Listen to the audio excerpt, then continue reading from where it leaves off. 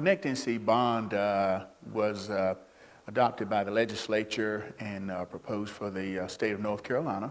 This will be on the ballot for the primary March 15th. At the top of the ballot, it will have connect.nc. We want the people as they go to the polls to make sure that they read the ballot and that they're familiar with it. It'll include the education system, it'll include infrastructure, it'll include safety means for the state and various components that affect those areas. We have 58 community colleges in the state of North Carolina, so the majority of those colleges will be receiving funding to do infrastructural changes or a variety of different types of things that they like to do.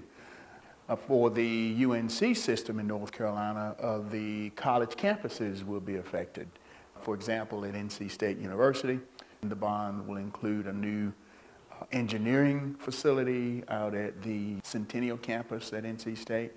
Also included in the bond will be a plant sciences initiative that will be at NC State University's campus as well.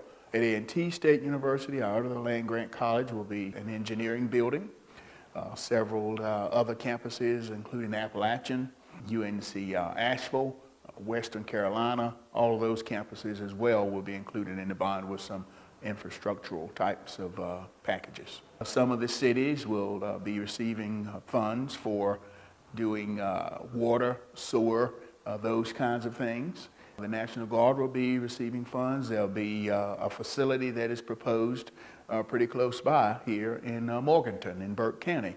In addition to the National Guard, also there'll be funds in the package for our park system. The Park Service are very, very critical, particularly in this area where there's a lot of tourism and that type thing, where all of the parks across the state will be getting resources to do some infrastructural upgrades and that type thing. Also, the zoos are a part of the bond as well. You know, we have a very, very nationally recognized zoo in Asheboro, North Carolina.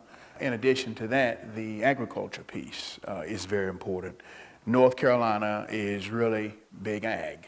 Here in western North Carolina, we have vineyards, we have a lot of breweries in this area, as well as the Christmas tree industry.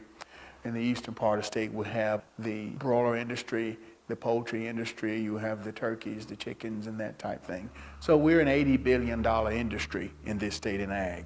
So with that in mind, the ag piece in this bond is very, very important. In addition, there'll be a North Carolina Department of Agriculture facility.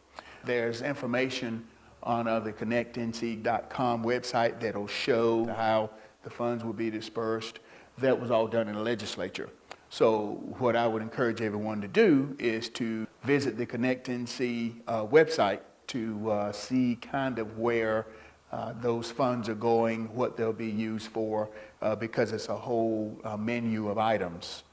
The last bond that we were involved in was in, I believe, 2000. That one was basically an education bond where there were some infrastructural changes, and that one was a lot of focus on education. Well, it's been 15 years, and in 15 years, North Carolina's population has grown by 2 million people.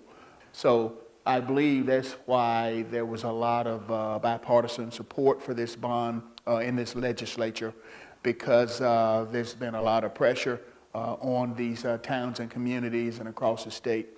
And this is a way that something can be done to affect all of the North Carolina citizens. And one of the things I want to point out about this bond is set to not raise taxes. The way that it's going to work is because the legislature in North Carolina has made progress in reducing the amount of debt. So in 5 to 7 years, the debt would actually be lower than it is today. And so that sort of factors in with the reason why there won't be a tax increase for this bond. I think for the most part, we just want people to understand that this is really an important moment for the citizens of this state, where they can make a difference. If people eat, if people like to drink water, if people like to go places, if they like to see beautiful parts of the state, if they like to go to the zoo and see, I mean, there's lots of different things in the state that are affected through this bond.